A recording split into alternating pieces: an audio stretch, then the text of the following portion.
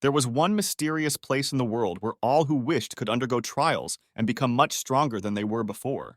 The people who decided to embark on this journey were very excited, realizing that their adventure would start from here. They realized that it could be dangerous, but despite the risks, they wanted to achieve their goals in life. One of these daredevils turned out to be our protagonist named Dylan. He was a cheerful and good-natured fellow who realized that he had come to this place to keep a promise made to his father.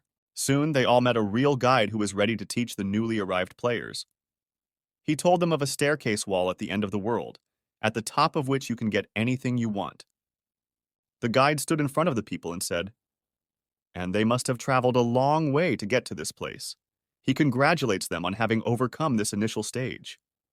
He then decided to elaborate on the location. The first step and the first location of the stairwell is a high-level pawn, and he will be responsible for conducting the trial at this level. The guide also introduced himself.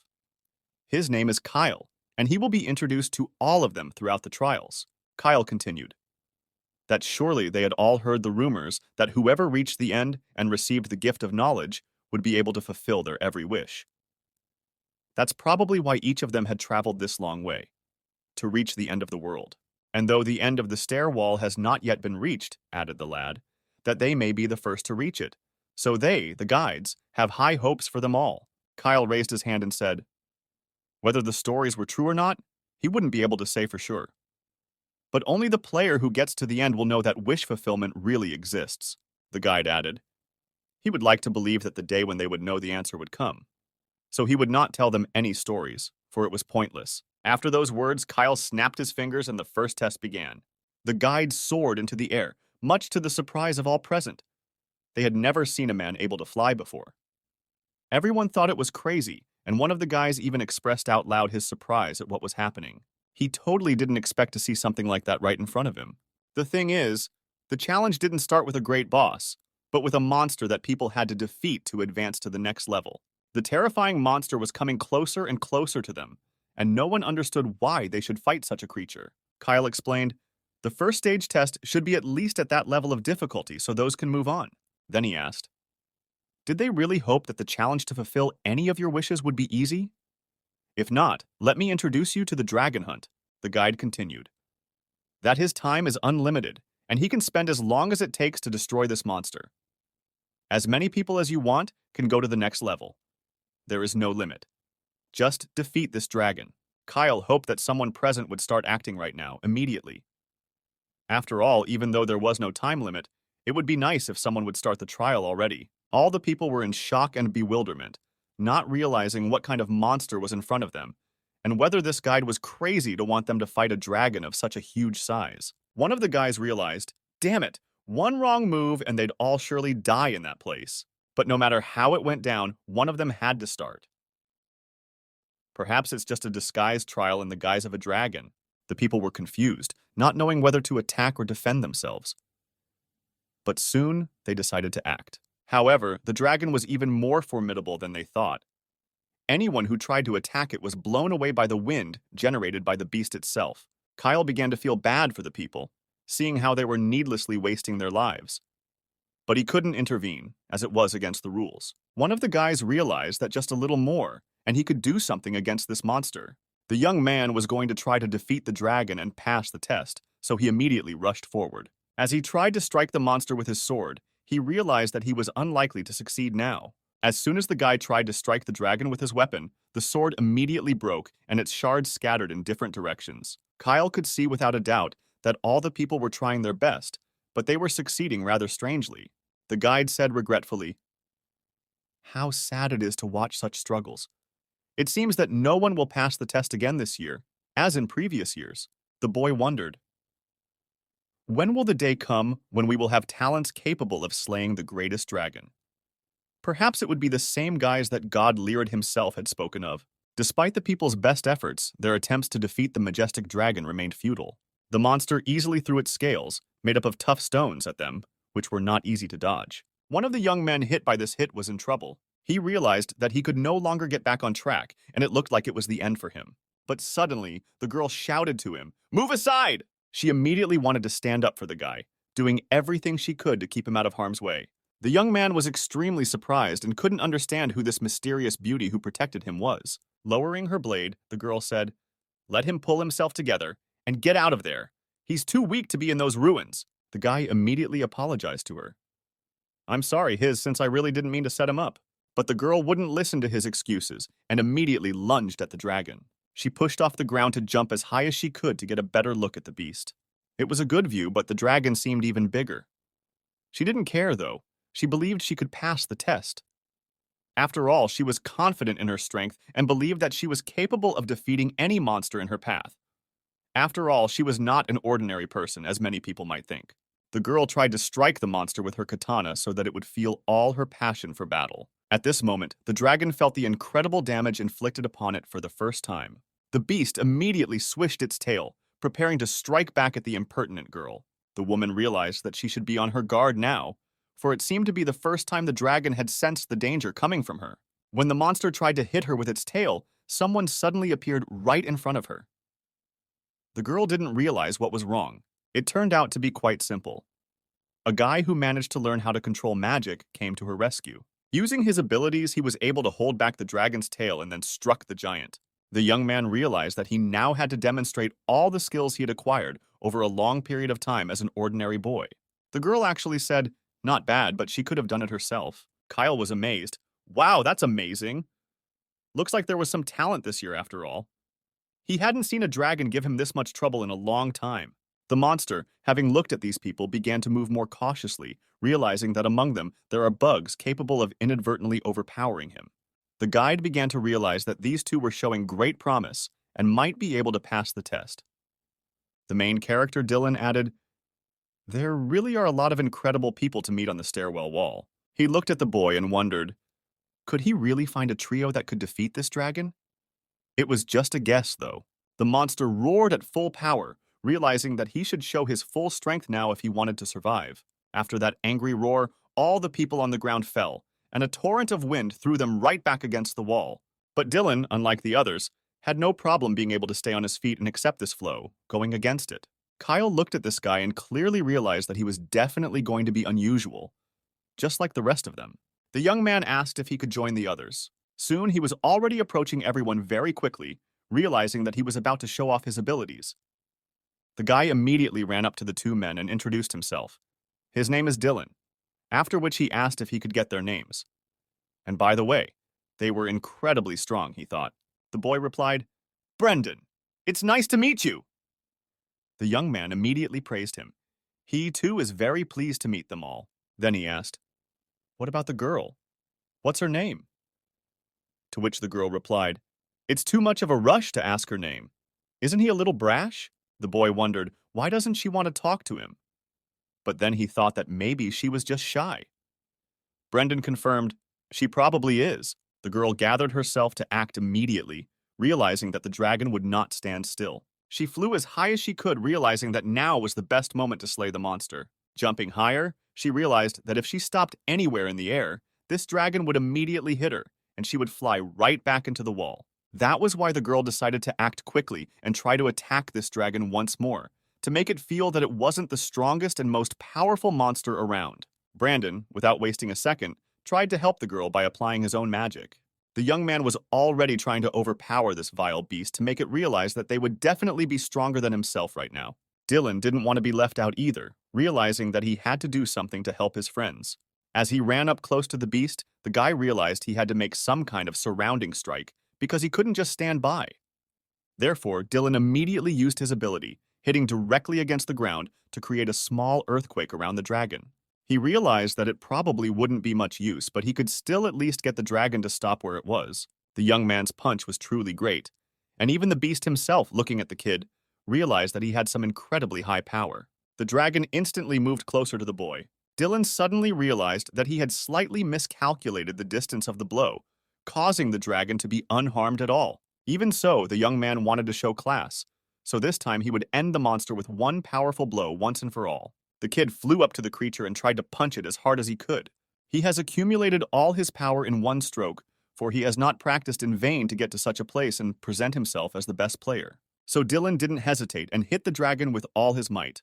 The young man decided to at least touch the monster to try his luck, and maybe he would succeed. The dragon actually flew pretty far away from the kid from that blow, and apparently everyone else couldn't understand where someone like him got such incredible strength from. Dylan suddenly realized that he had managed to push the monster away after all. He was proud of himself, but wondered if he had hit it too hard. For if he had used a little more force, the dragon would have shattered into small pieces. Kyle had been watching the guys the whole time and realized that they apparently weren't so simple. He landed lower and said they did very well, but that this ordeal was over for them. Kyle noted that he had considered their impressive abilities and looked forward to seeing them in the future, for it seemed he had met the very talents that their god Lyrith was so diligently seeking. That's why he announced to all these guys that from this very moment on, they would be one team. Also importantly, the first stage of the B-Wing, the first test, only the 3 of them passed. They can also make it to the next level without any delays or other obstacles. After all, Kyle was finally convinced that the 3 of them really did count as the best he'd ever met, though of course it hurt about other people, but he was sure he'd still see worthy candidates in that pile. Kyle then asked them all to come closer to him, for right now he wanted them to go through the door in the middle. All the boys were surprised at the sheer size of the door, but Kyle repeated once more that they should go forward.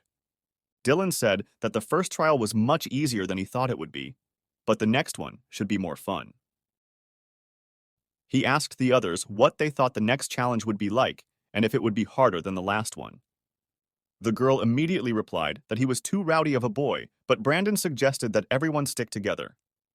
Kyle also asked them just one question, to which the kid immediately inquired as to what it was. He asked why on earth they had come to the stair wall. All 3 of them turned around, surprised, not knowing what to answer, as each of them had a different goal in mind.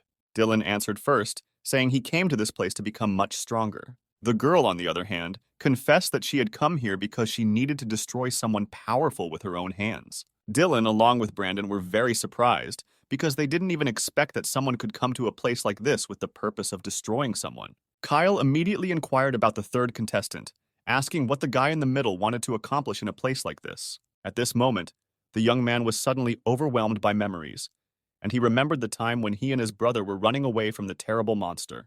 The kid realized that apparently the most traumatic event in his life was that very incident.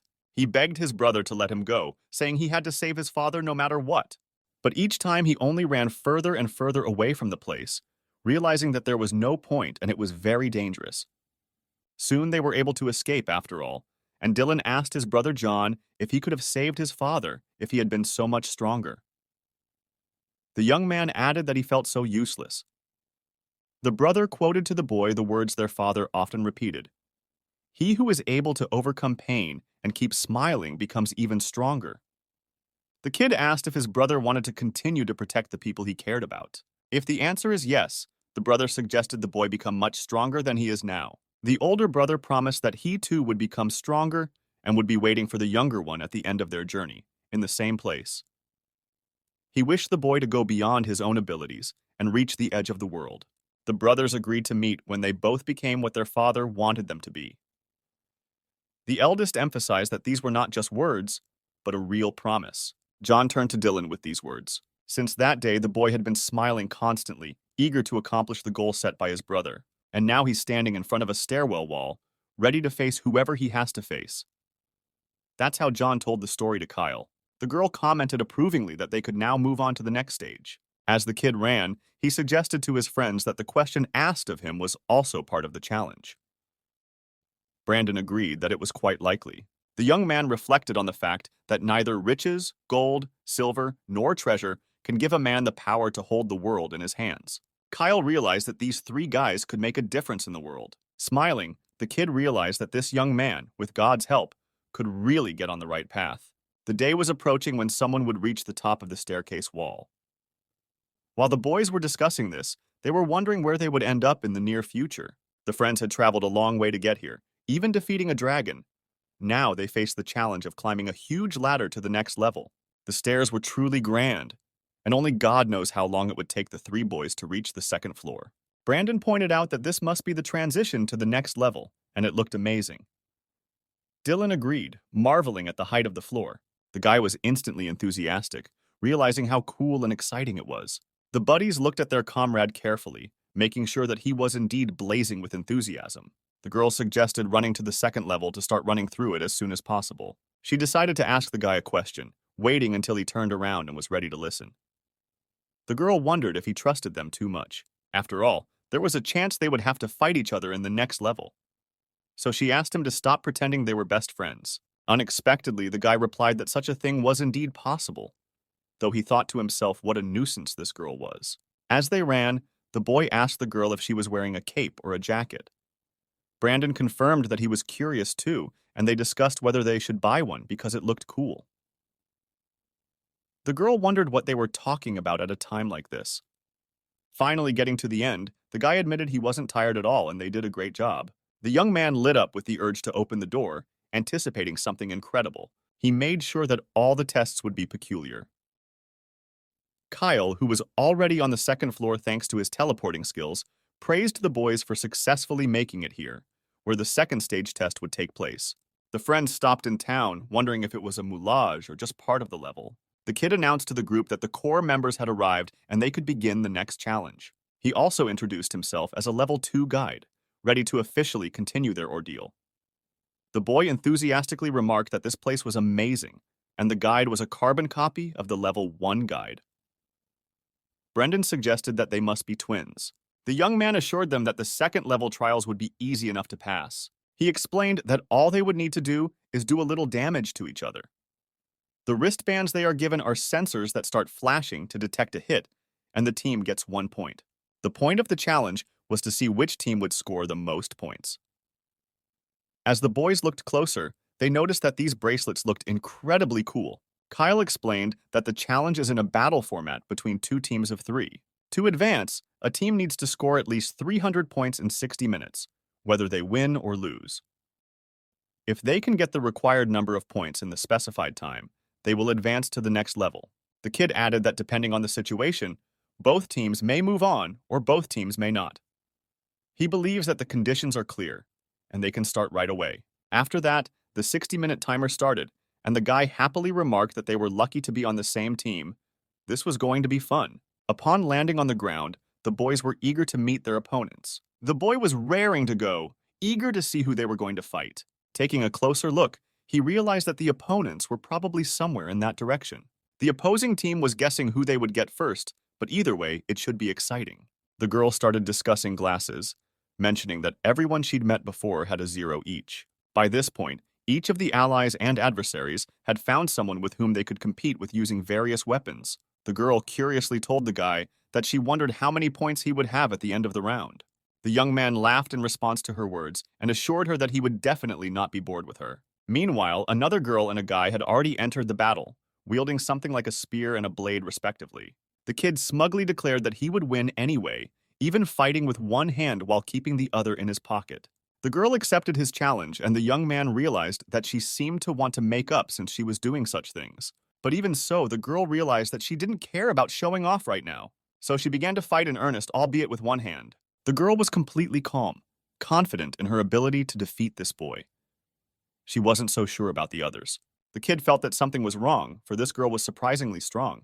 They were fighting each other now, and although there wasn't enough time to see everything in detail, the fight was quite intense. The girl asked the guy if he was going to stand in one place for much longer. The boy was unwilling to endure such humiliation, realizing that this girl was not fighting the way she should. She was wielding one arm, and he was trying his best not to fall foul of her.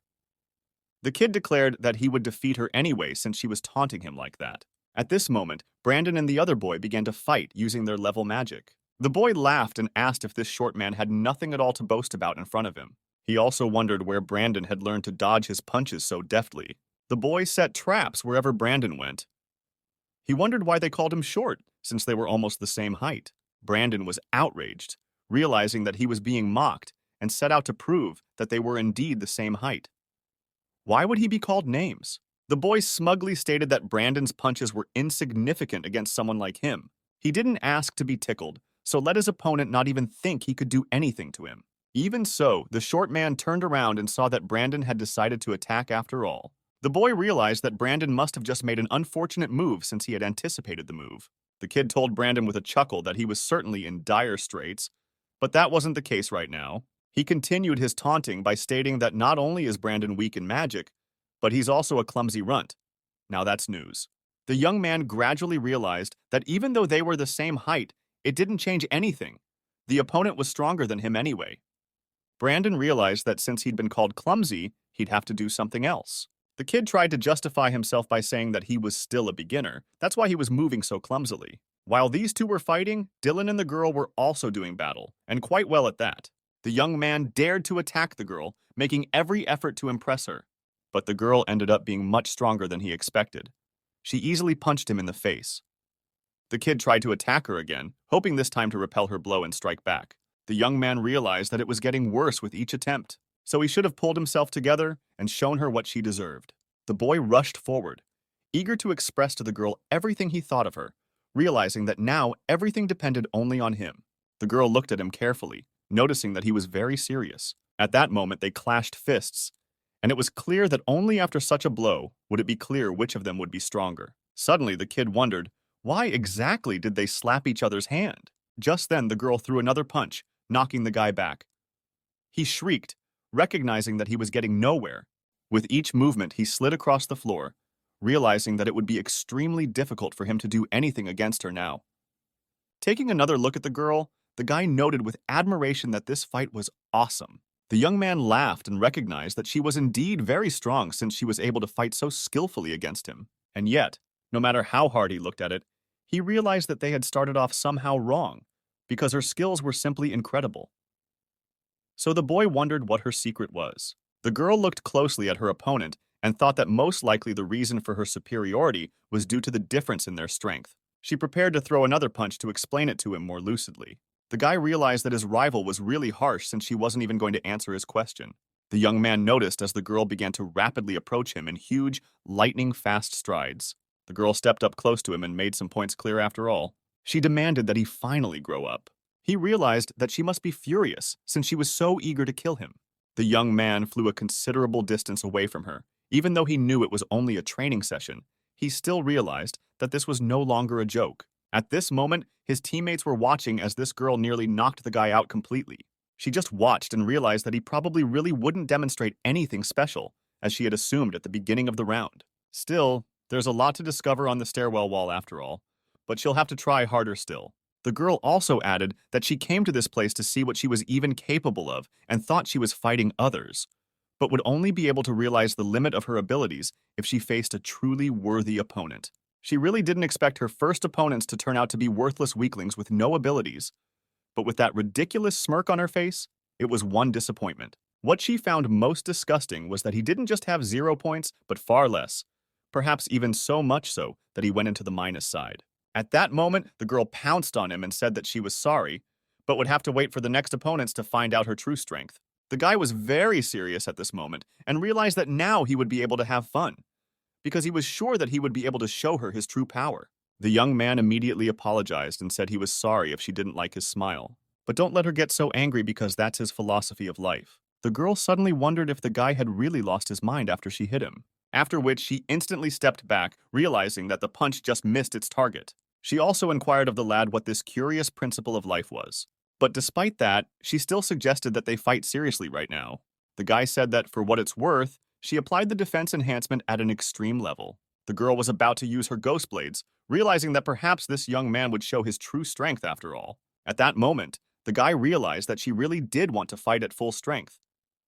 This is going to be really interesting. That was why he decided that he himself wouldn't be lagging behind and would also fight to the best of his ability. At that instant, the young man immediately rushed forward and said that this time he would definitely hit her.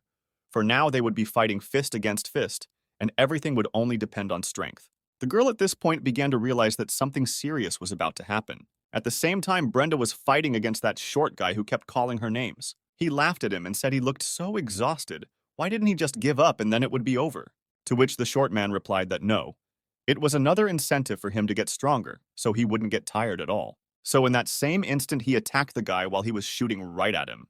The young man realized that he would not give up without a fight, and would fight to the end. After that, Brandon, after creating magic discs, immediately launched them directly at the enemy. The guy only laughed at him, realizing that he was a funny brat since he was trying to do his best to defeat him even in such a peculiar way. But for what it's worth, even though he thinks he's smart, the guy still managed to kick those magic circles aside. and so sloppy that he almost hit a girl. At the same moment, the young man she was fighting attacked her. The girl wondered where he saw a blind spot. Isn't he acting like a coward of some sort on his own?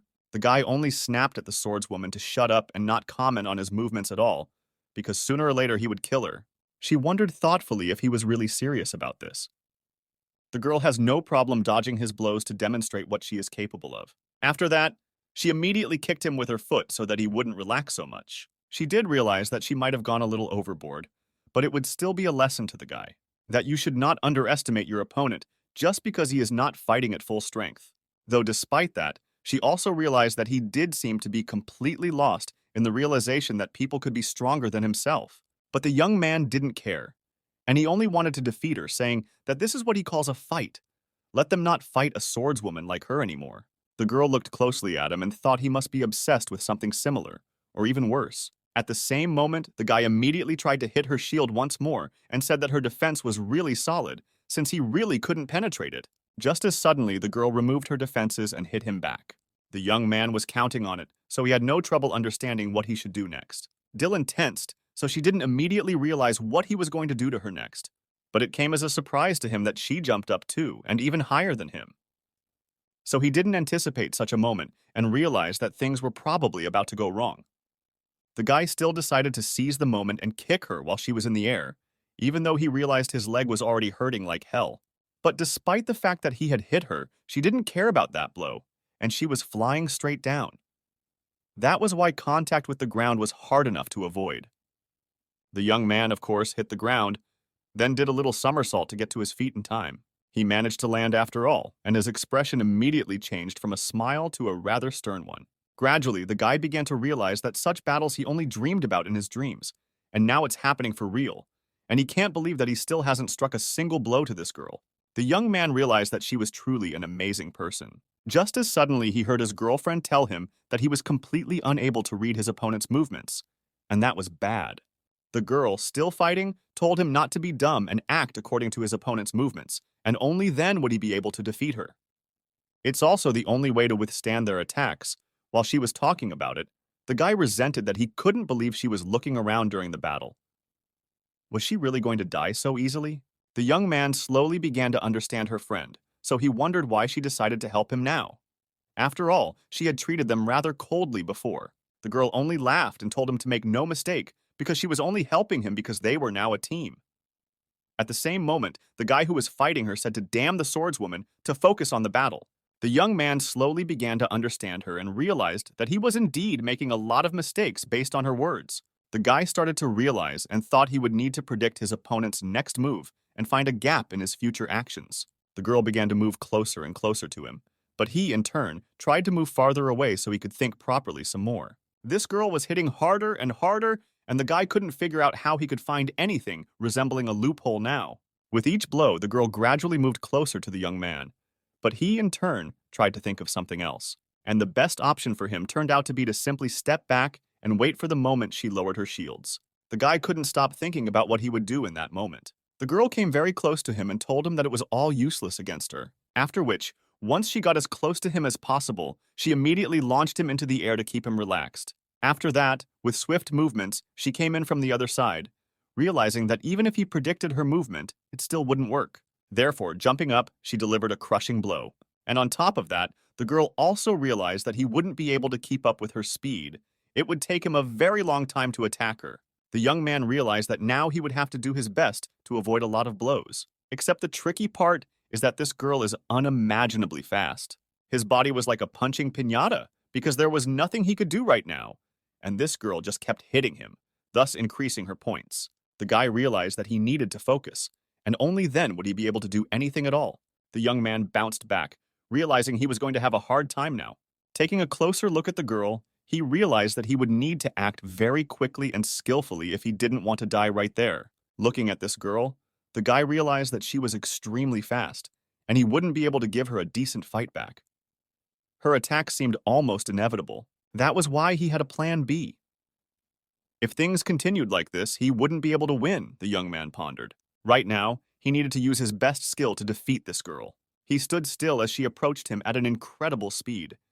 In the end, all he had to do was overpower her. So the guy decided to put everything on the line, realizing that now he would do what he had previously planned. After all, right now he was going to take a hit and it would work perfectly. After that, he would immediately strike back. The boy instantly rushed forward, realizing it was now or never. Things were not going well, to be honest, so he had no choice but to use the reinforcement on his arm, and also apply a hovering fist with which he can return and immediately strike at this girl.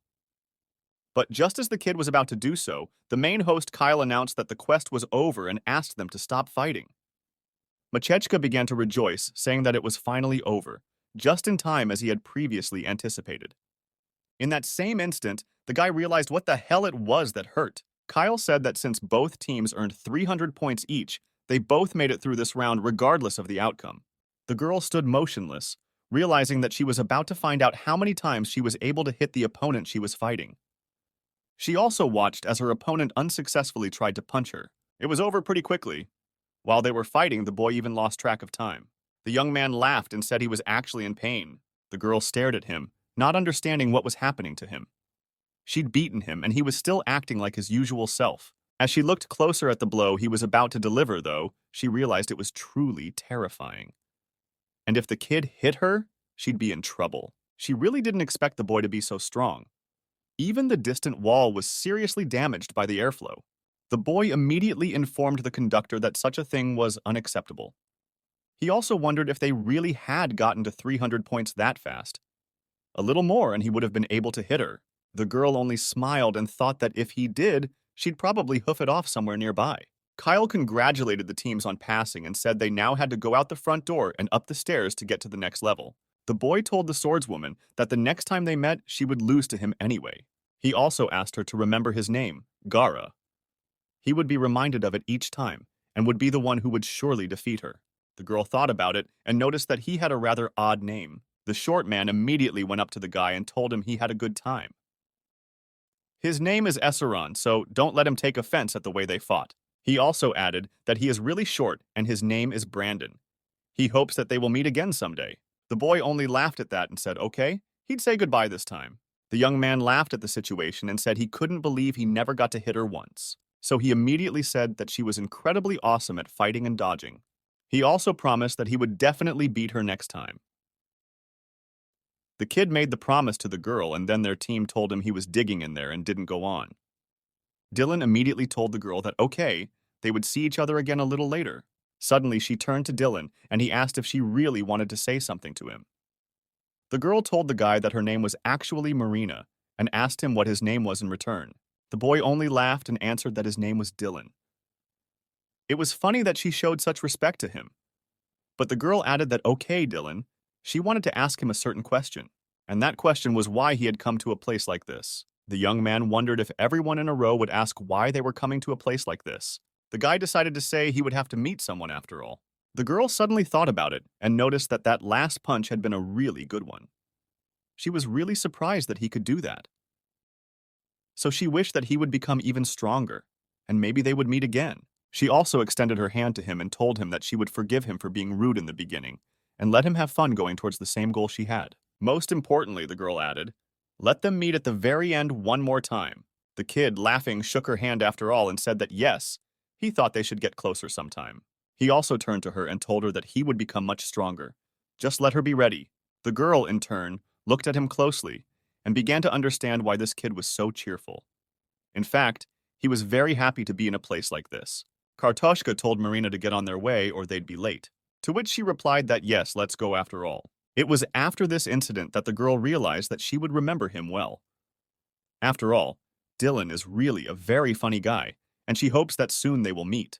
The kid told all the guys lets them go to the next stage, to which his friend replied that they could go right now, and wow, the girl is with them. Kyle thanked them for their understanding and asked them to return the bracelets.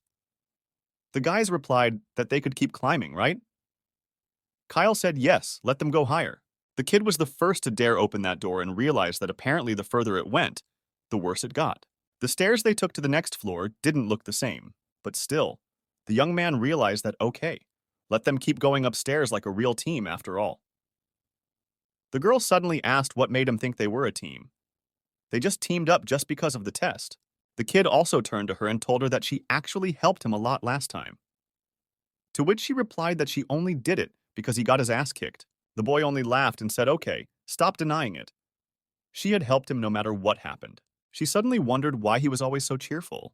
The unknown voice said that they had done a good job of getting through the second floor. Dylan immediately asked the boys where the voice was coming from. The voice said his name was Kay, and he was a third-floor guide.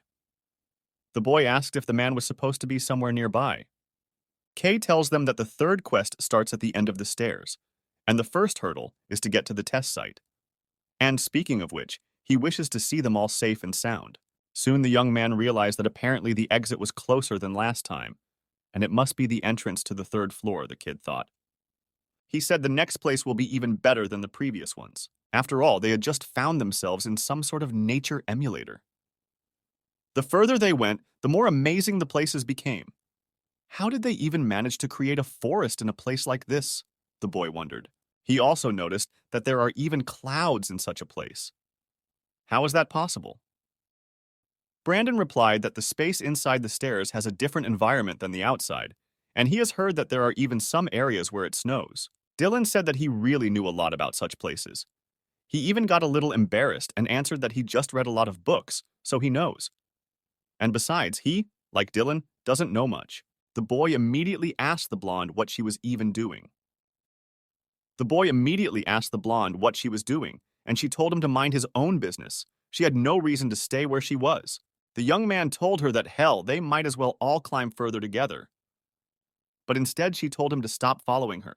Suddenly, all together, they noticed something unusual. He asked what it even was. Brandon told the guy that it looked like a big door somewhere in the distance. The girl didn't know what they were talking about, as she thought they were going to split up after all. Soon they noticed something unusually large nearby. Dylan asked what it even was, to which Brandon replied that it was a creature that was heading toward them, must be living on the third stage. The boy, laughing, said that they needed to defeat this monster to get past the third floor. He realized that it would be great, because he was sure it would be very interesting to fight such creatures. Suddenly, however, they did focus as the monster began to approach them rather quickly. But suddenly, they weren't expecting what they saw. That monster was just gone in an instant. He was killed by someone unknown. Taking a closer look, Dylan couldn't understand what had just happened. At one point, the kid finally said what he had been waiting to say for so long. There was no way the girl could see the stranger standing in front of her.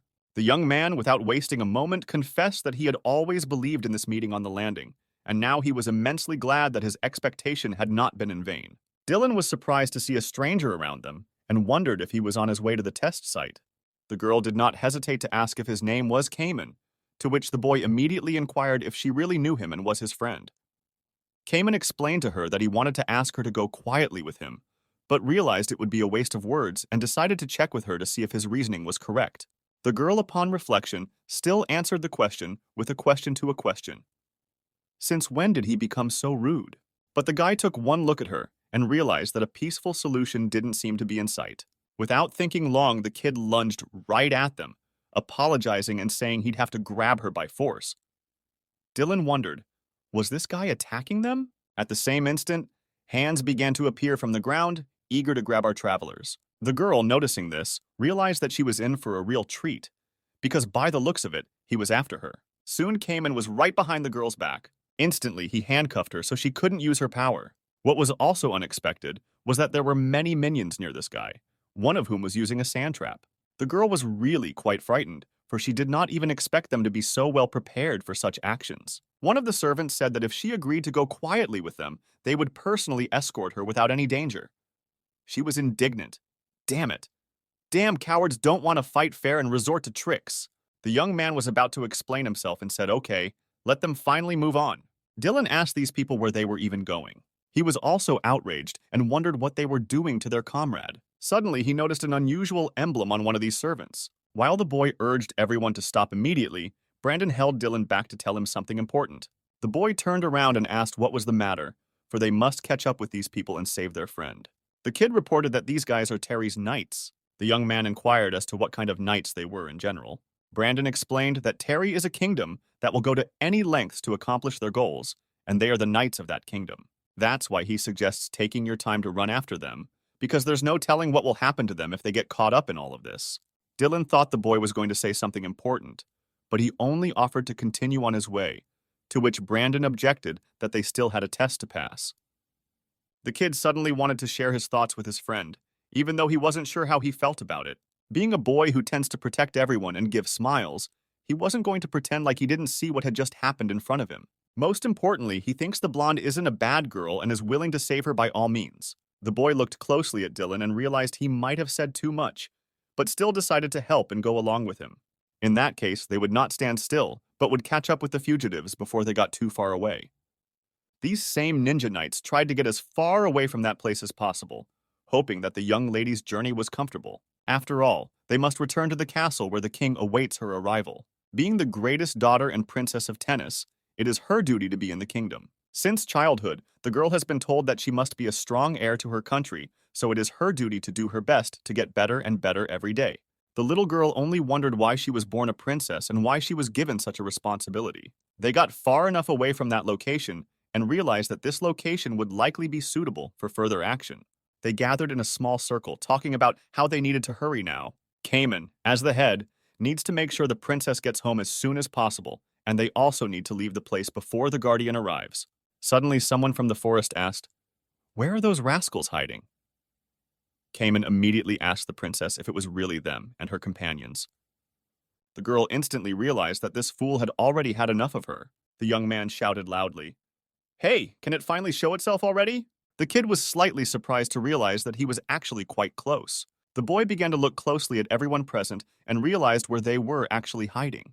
The young man uttered, of course he wasn't sure who he was, but if the truth was going to really interfere with them, he wouldn't just stand by. Delane replied mockingly, "What an arrogant samurai they've gotten." That guy motioned at him and declared, "That they can still run away, so let's have them do it now." The young man asked, "Are they really so stupid that they think he'll just take off and run away?" He also added, "Since that's the case, he'll fight the captain first and see how it goes." The girl realized that this kid was really an idiot since he dared to attack respectable knights like them. Cayman turned to the boy. He recognizes his bravery, but let him not forget that he is the one who is alone now. The guy also noted, coming to a place like this without support is actually pretty stupid. But the man only smiled and asked, "Did you really think he had come alone?" Cayman immediately suspected something wrong, because come to think of it, there were originally two of them. The girl uttered, "Did he seriously think he had come there all alone?" It was all planned out and Brandon just shot it so his partner could push off. The guy didn't expect this kid to turn out to be not as stupid as he seemed at first glance. The young man immediately asked, "Help him again, please." Someone responded instantly, "It will help now." In the same instant, the chains fell from the girl's hands, and she realized she could use her weapon again. The young man was deadly serious and realized that this was their last chance to escape. Soon the guy managed to grab a katana from one of his opponents and realized that now they could show who was in charge. The boy grinningly asked his buddy, "How did he like the performance?" Alish looked at him and replied, "Okay," he admits, "that was a good trick." The blonde was still displeased and stated, "They are still idiots, for it is useless." The young man told her, "They had come all this way together. Maybe they could still find common ground at least for a little while before this?" She said thoughtfully, "Traveling together doesn't make sense anymore, so don't even count on it." The kid apologized to her and confessed, he's already attached to him, so he's not going to let her get hurt, no matter how much she disowns him. The girl replied, "He'd better take care of himself first, and then the others." But the boy pointed to the katana and added, "Of course, he's not sure, but this thing he's holding in his hand seems to belong to her." He also honestly admitted, he doesn't fully understand what happens in a situation like this, but I wish him luck. The girl adjusted herself, took the katana in her hands and said, "Okay, she's really going, but he'll accept her offering." Cayman turned to his squad. He would only need 2 as well, the rest could move on.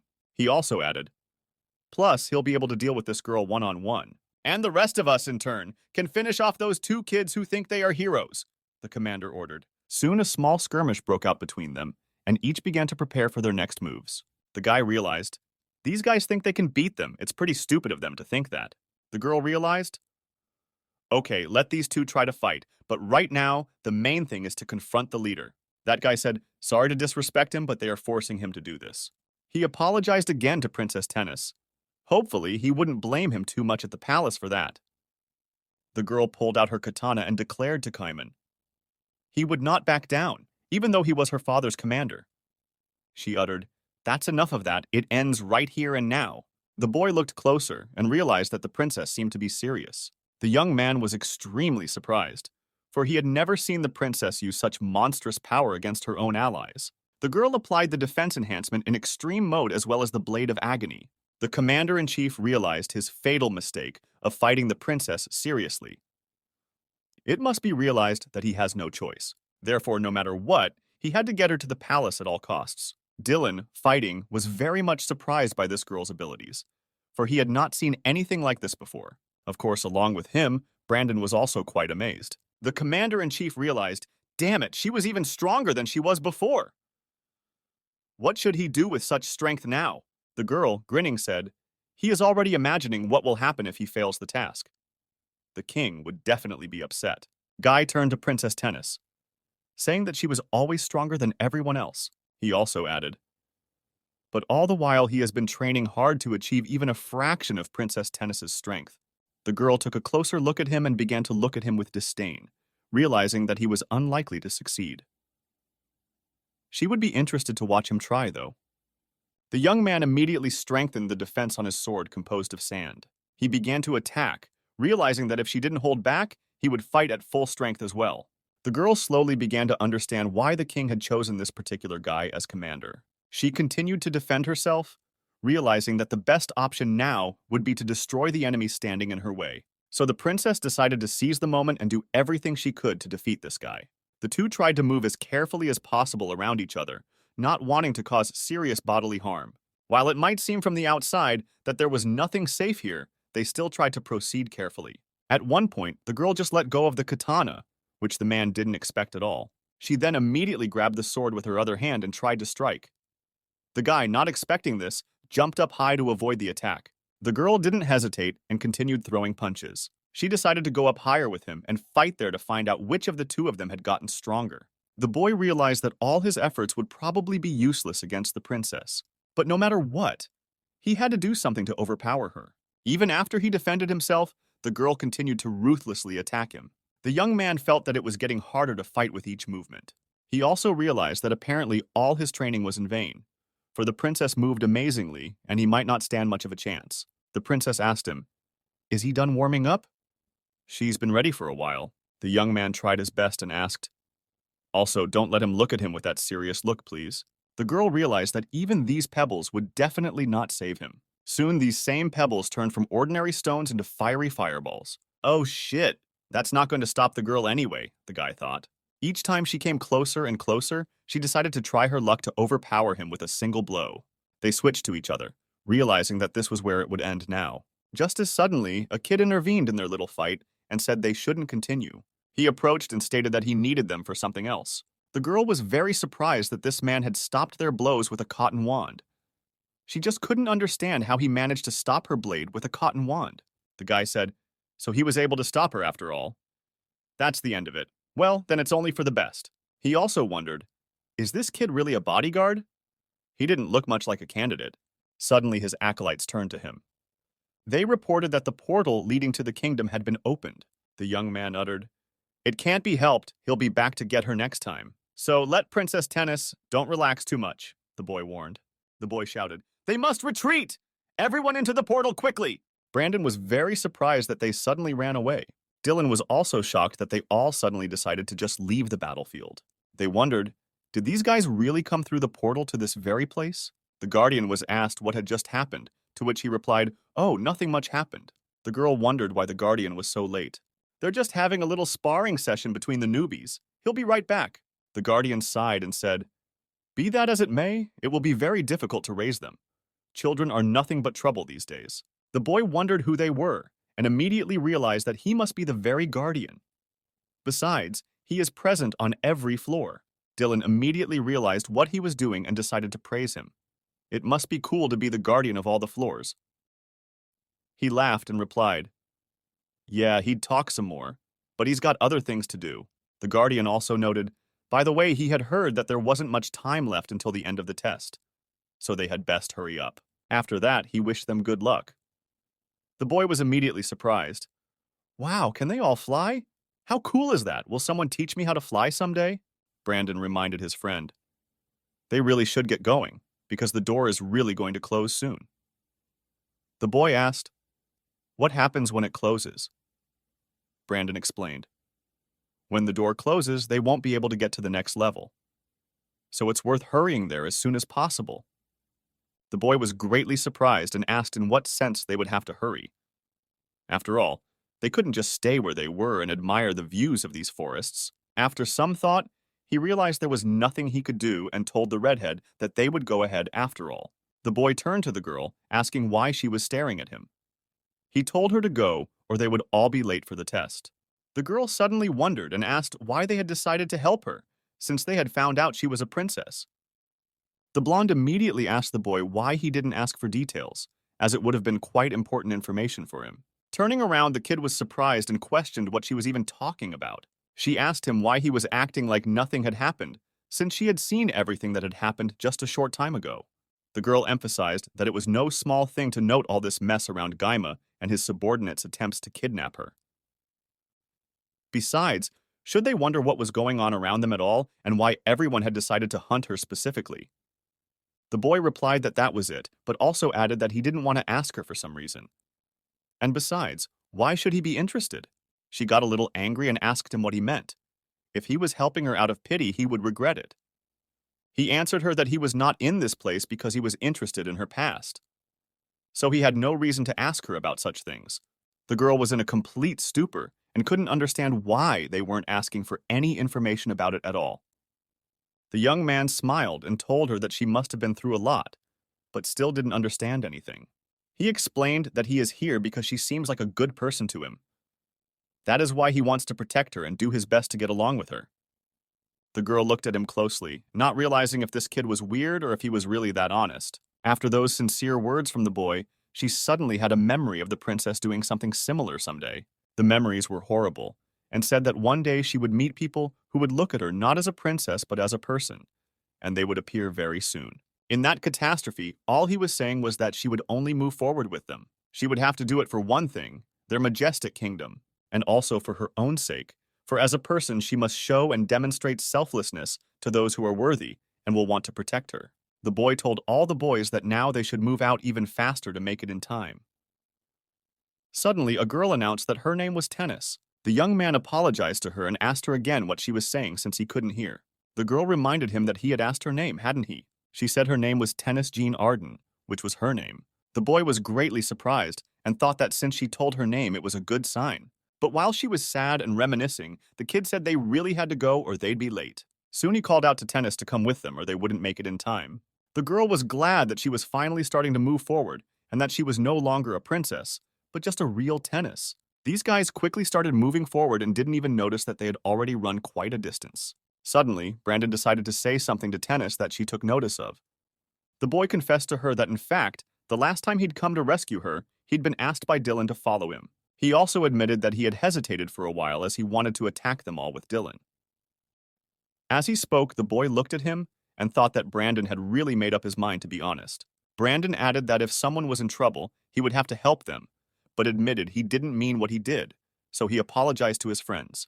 The girl understood that he was really having a hard time, so she accepted the situation. She told him that they had both acted very foolishly in coming to save a man they hardly knew, but still thanked them for the act. As for Dylan, he's all right, the girl said. He's just too easygoing and pushy, and he replied that people always tell him that. Still, she realized that he had come to her rescue anyway, and she was grateful for that. Truth be told, Brandon was even a little surprised that the girl smiled for the first time. The kid also realized, after all, that he hadn't risked it for nothing to save someone's human life. The young man immediately told everyone else that he could only present them with one situation: monsters. But still, he couldn't understand why there were so many of them in their way.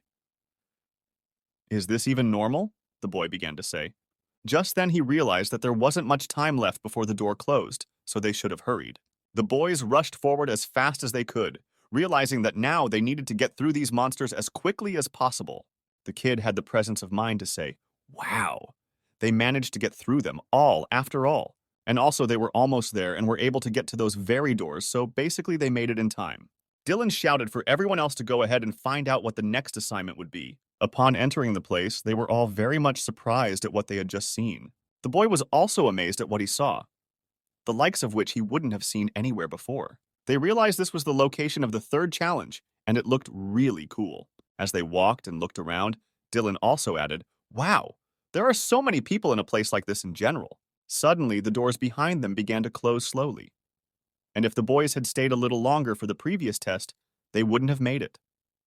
Suddenly, another person came out of that ordeal and shouted, "Hey, wait for him, please!" The young man ran as hard as he could and said he was almost there. In his last moments, he tried to run as fast as he could, but no one would stop because the doors there were mechanical, timed, and as a result, the door closed and that guy didn't make it to the level in time. Brandon only chuckled a little with a slightly dim laugh, talking about how lucky they were that they weren't late. He also added that he was glad he had been able to warn them about it. In other words, if he didn't make it in time, they'd be stuck there for a long time. The boys suddenly wondered if this was it. Well then, we'll have to look around to see what will happen at the next test. He immediately decided to meet someone and ask if they too had gotten to this place on time. One of the trio they were fighting against turned her attention to them and said, "Oh, it's Dylan." The girl said she was happy to see him again too, to which Dylan replied that they did it too, and that's cool. Suddenly, an unknown voice presumably contrived to say to everyone else, "So they hope everyone is all in." Coming closer to the steps, he continued, "Let them finally begin the ceremony." Mitsuri greeted all the citizens who approached her. She looked a lot like her twin brother Kyle, but that didn't matter. She said, "Thank you all for their labors." He is Mitsuri, a third stage guide. Dylan was very surprised because he didn't expect to see another double. He realized that it was worth mentioning that her hair was longer than the other two, so she stood out a lot. The guide said, "Now let them begin the third and final phase of the trials." She also added that they should know. Those who pass the third stage will be sent to the free section, and afterward will become full members of the step wall. Well, of course, she warned that those who could pass the tests would be called rock climbers. Dylan is very excited about the idea. Becoming a rock climber might give him the first step to getting to his brother. The girl also told all the viewers that the criteria for passing the third stage is very simple. For all they will need is the most basic thing they must possess as climbers, the greatest foundation for a future course of action. Well, of course, she was going to show them the essence of their souls, so they would start right now with that. Also importantly, their goal in the third challenge will be to stay on your feet so you don't faint. That's all. Dylan wondered if he'd missed something, since it would probably be easy enough. Mitsuri also added that more accurately, they would be trying to do it, as it would be incredibly difficult for everyone. After which the kid was immediately surprised that apparently it wasn't going to be as easy as it seemed at first glance. Luna was also quite surprised and realized that this was indeed going to be a serious test. Soon many could not stand on their feet and simply fell to their knees.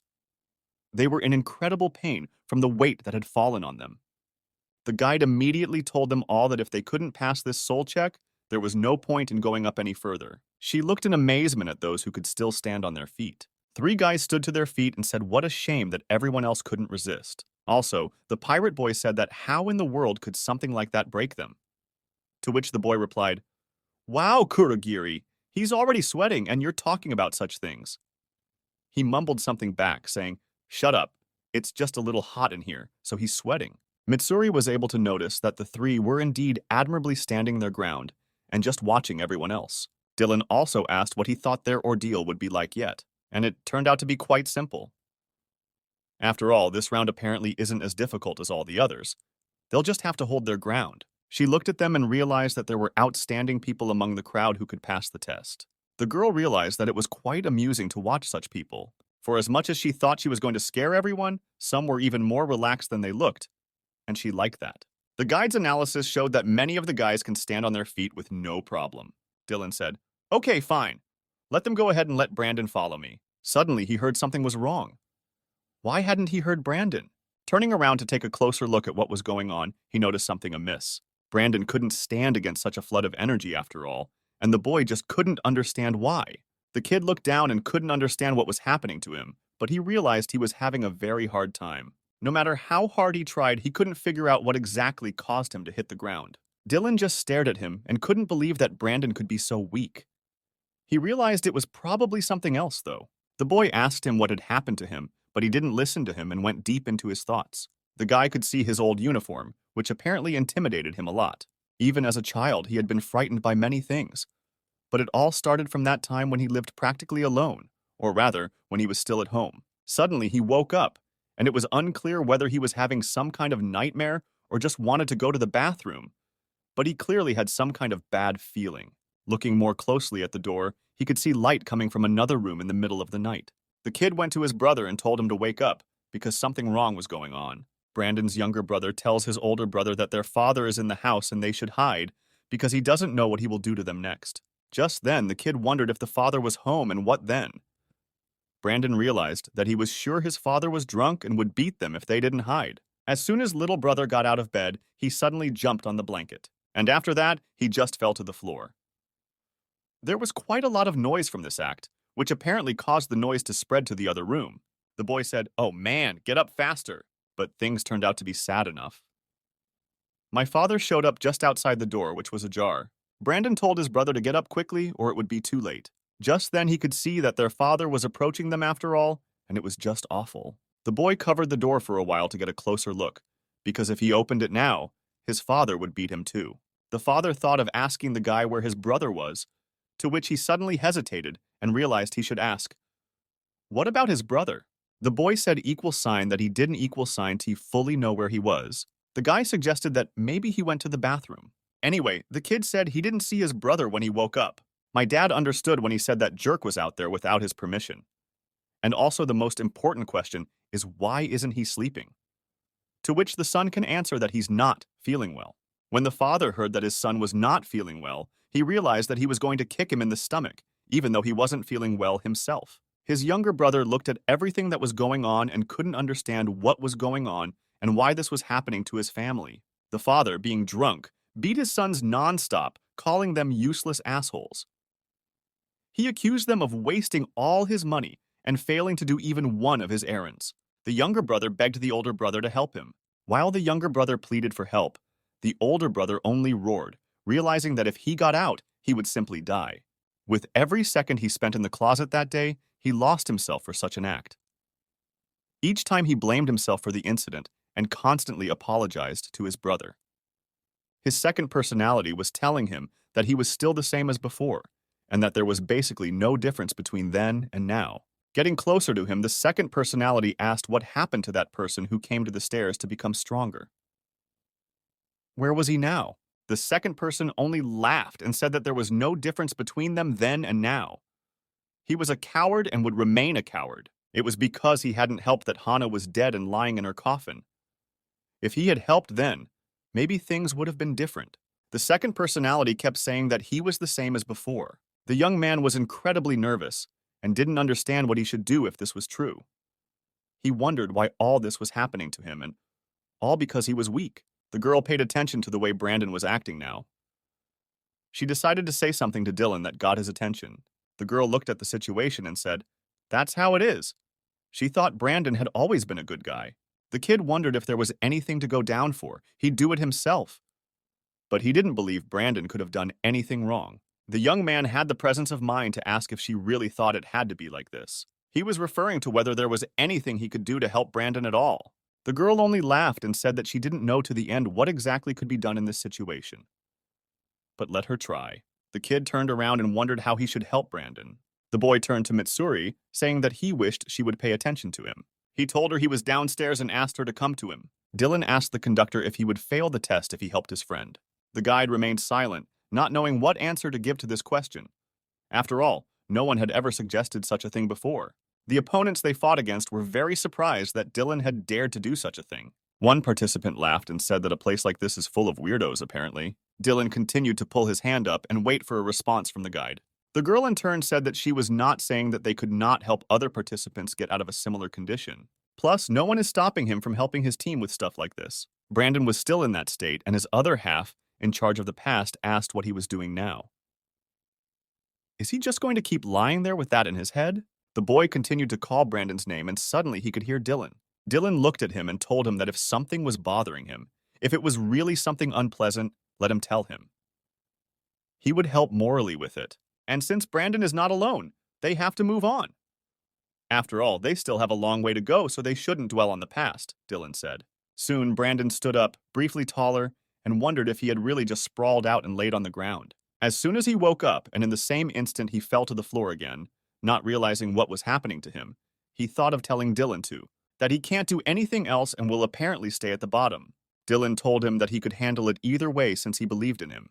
He kept telling him that he would make it, and they would all go to the next challenge together. The kid was incredibly angry at himself, not understanding why he was such a weakling. The girl watched it all, and she had the feeling that every time someone tried to get to their feet, they got a little stronger. Mitsuri was watching the situation, and she was very curious about what would happen next with the three participants. Soon they were able to take each other's hand. Afterward, Dylan said they needed to get to the next challenge as quickly as possible. Brandon realized he could handle future challenges and said he would try his best. Soon they were all able to move on together, and thus Dylan had another, brand new dream.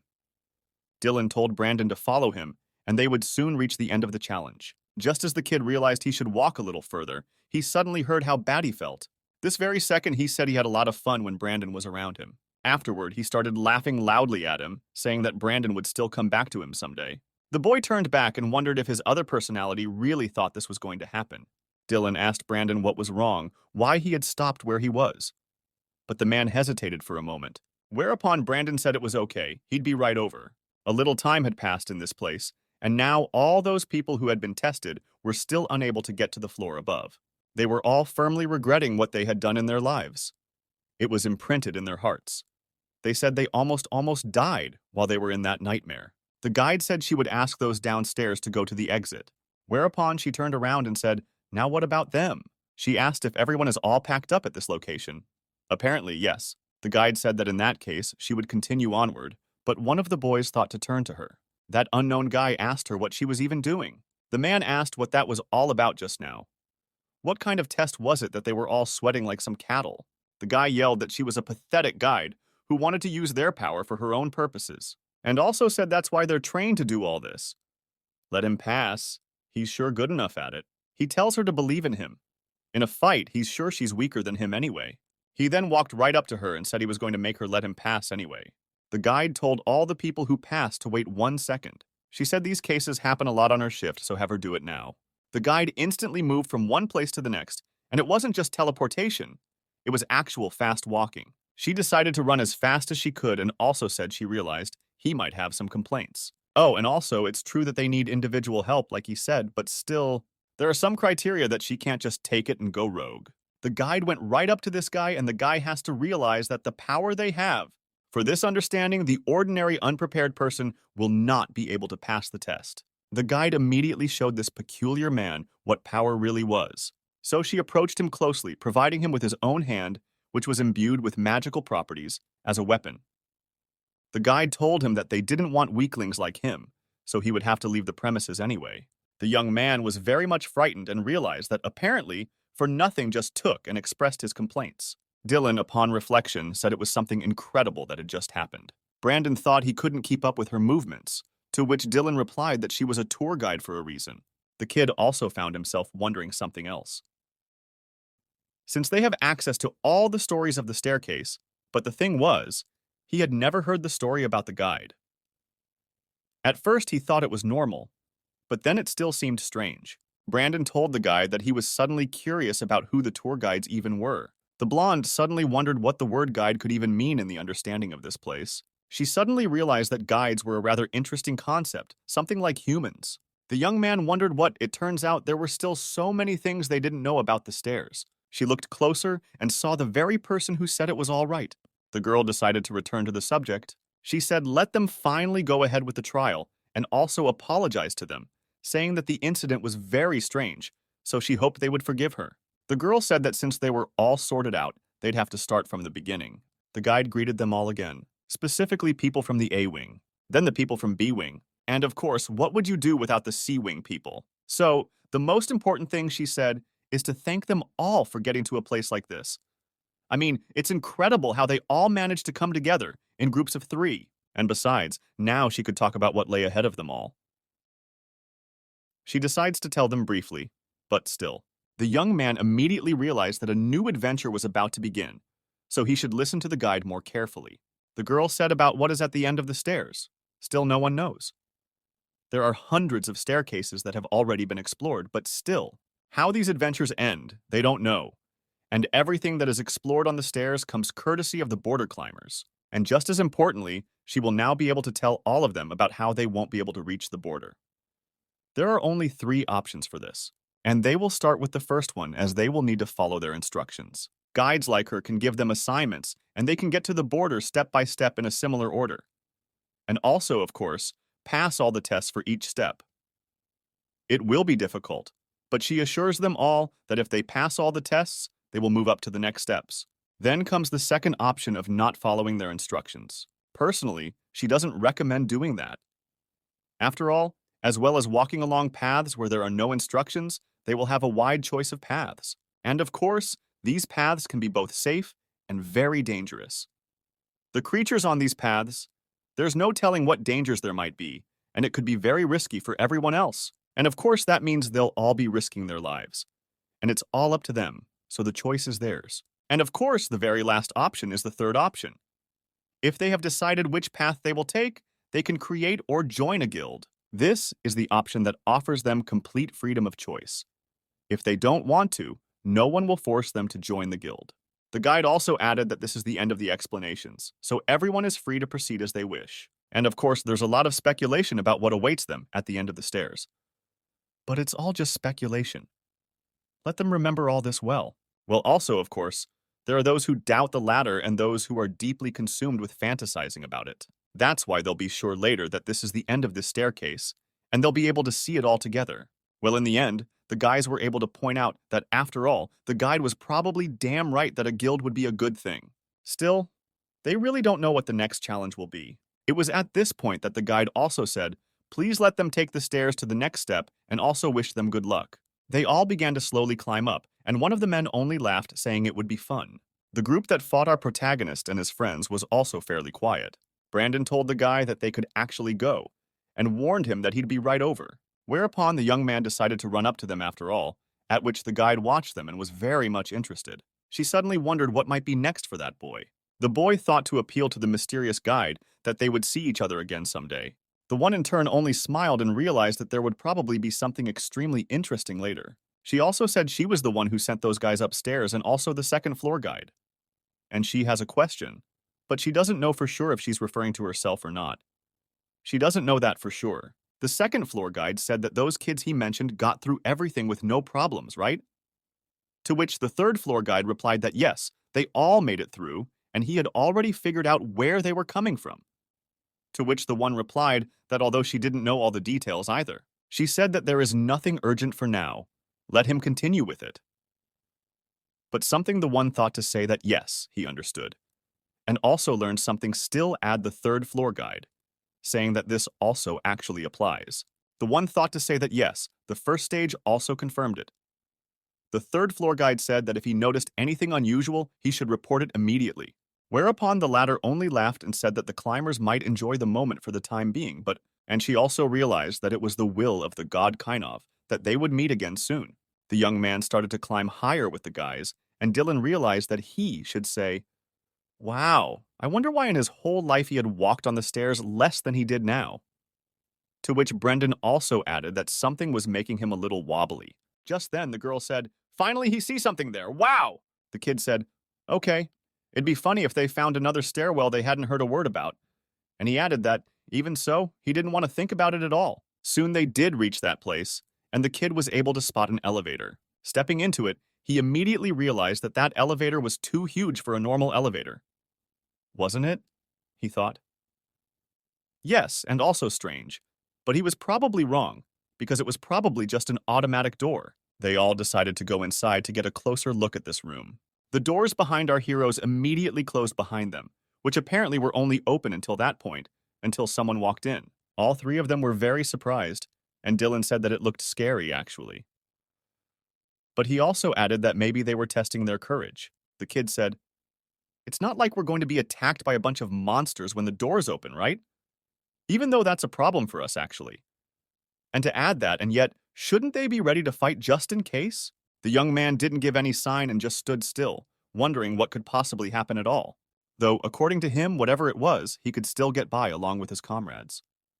As suddenly, he was able to notice a bright light in their direction, so he even turned away from it a bit. Dylan fumed to tell the guys. Had they gotten to the end yet or something? But Brandon added that it was already too light for a scary place. The boy immediately realized that he should take a look at it too. And he realized that this place was not frightening at all, but on the contrary, the most real fascinating, as he was able to marvel that he had found something beautiful. He was able to discover with his friends the sea in some big room, and even say that he could see a village in the distance. Our hero, together with his companions, to go outside, saying that unfortunately, monsters will not be here, but was only glad that such a thing will not happen at all. Suddenly, they heard someone say, "Oh, they're finally there!" The high tower guys were talking about how she had heard that they would be arriving at a place like this soon, and they were all waiting for them. The girl wished them all a good morning and introduced herself with the name Catherine, explaining that she would be their B-Wing guide. Dylan told her, "Hi, new guide." He was very happy to see her. She laughed and said that she would just have to take care of them, and also contrived to tell them that she guides people if they have any trouble getting to the border, and she's a backup guide just in case. Well, of course, people who come to places like this for the first time find it strange for many reasons, which is why she's in a place like this to help people like them. The young man said, "Oh, then a spare guide is very nice of her." To which she replied that they could call her Catherine. Well, the boy thought to ask, "Catherine, what should they do now?" The boy thought he would have to ask, "Catherine, what should they do now?" The young man asked, "What could it be?" To which the woman said that she was sure they had heard it before, most likely, but still decided to ask if they really want to join or form a guild, right? Or are they going to move separately? The boy suddenly wondered if a guild was interesting enough, perhaps. But something that replied that yes, their path depended on the answer they would choose right now. Dylan pouted, saying that if it was a guild, then in that case one would have to try harder, right? To which she replied that it was exactly that. Let him think hard about whether they should even form a guild or not. Their future would depend on that answer. The girl said that once he created or joined a guild, there would be no turning back. And that meant that no matter what happened, they would have to work as a team. And to top it off, Catherine also added that, in a nutshell, the guild in the latter is like a family. Well, that in itself is nice enough, as she might think. So have her ask him to choose wisely what he wants. The one suddenly hesitated, and yet with a smile to say, "All right, come on guys, let's make our own guild." Oh, wait a minute, don't get ahead of yourself. Brandon thought it was worth it to tell Dylan to wait for them until the girl realized if they were all so hyperactive since they were all running away from the answer. Tennis walked up to her and told her to forgive them all for that. But the thing is, they're just a bunch of idiots who like to travel without asking anyone. The girl told them to slow down a little. Stupid. They didn't even know where to run, but Dylan immediately replied that they should go faster. Catherine asked her to show her the way, wondering at the beautiful view in such a place. The girl just looked at them all and thought about how energetic these guys were. She also said that yes, they could go there right now. Someone said over the bracelet that they could see each other later, to which someone replied, "Okay, thanks Manaki for that." Catherine informed them that luckily they would be able to register right there. The kid asked what that was for, to which she replied that it was to form a guild, actually. Well, and besides, in order to create a guild, he would have to take a test. He asked her, and once they did that test, only then could they go to the next stage, right? To which the girl replied that yes, but they could go to the next stage without creating a guild if anything. Brandon realized it was worth asking her where they were even going now, and the gal answered him that they were now heading to the Central City MFA Landtown, which is a retreat that exists all the way down the stairs. The kid asked if it was a rest area. She replied that, well, you could say that, but it was very dangerous inside the stairs, so a place to relax was a must. Because if they kept moving forward, they would get right to Luthen's front steps. Also, importantly, Catherine said she'd forgotten something. They can register there and take the test right away, right? The young man was able to look more closely and noticed that that tower was very tall, after which he immediately filled out some paperwork so that they would finally have documentation that their guild existed. More specifically, they decided to apply for it to exist. The young man thought it was worth saying that he had filled everything out. Now they could move on, right? But Catherine replied that they should just go inside and wait for a while. Dylan also said, okay, now they can move on, that sounds like fun. One of the people who were writing up the documents and folding them told Catherine to wait a second, to which she asked if something was wrong. She asked Manaka what was wrong with her, but she replied that those were the newbies they'd have to mess with, right? To which someone confirmed that yes, those are the B-Wing guys. The girl pouted and said that if that was the case, in that case there was something she would have to say. while Tap beckoned for her to touch her closer, but she wondered if she wanted to tell her that there was some problem with them. The girl decided to whisper something important to her after all, as suddenly, Catherine's face immediately changed, not realizing what it meant. Did she really have to do this in the future? The girl also said that here's what she would tell her. Let her train them as well as she can for starters, and then she can see the result. The host announced to everyone else that attention, those already registered, have them go upstairs. Dylan was sitting on a bench with his friends, talking about here she was and where she'd disappeared to. Just then, she told the guys something important, to which he asked what it was. The girl warned them all to keep their heads down and also immediately cover their faces as much as possible, for it could be dangerous in the future. The boy was very surprised to see her expression like that for the first time. After all, she was normal before that. He also added that she was acting strange after she stepped away. Something is wrong, he thought, and decided to ask her. The girl was a little embarrassed, but still asked if he had ever met the man with blue hair sitting across from them. She asked such an indiscreet question. The boy looked closely across the room and wondered if she was referring to this man. The young man thought that the man looked calm enough and not threatening, really. Dylan asked her if there was anything wrong with that guy at all. But she said there was nothing, just don't make eye contact with him. The boy wondered why this was, for what could be wrong. Catherine answered him that it was Debrin, and he was called the proverbial newcomer hunter.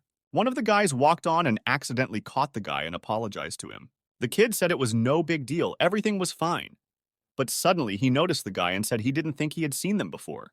This stranger told Dylan that they should be more careful, after which he only laughed and walked away from the place. But at that moment, the boy only wondered what kind of a lunatic he was. The girl said there were more applicants for this test than she thought, and they might lack skill, but she was sure there was a better reason to be afraid. A better reason?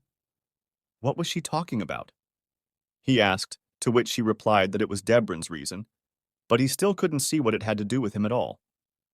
The girl did say, after all, that Debron is only participating in the test to mess with the newcomers. Oh, and to top it off, every year, his target is rookies, and after they fail the test, he fails it too.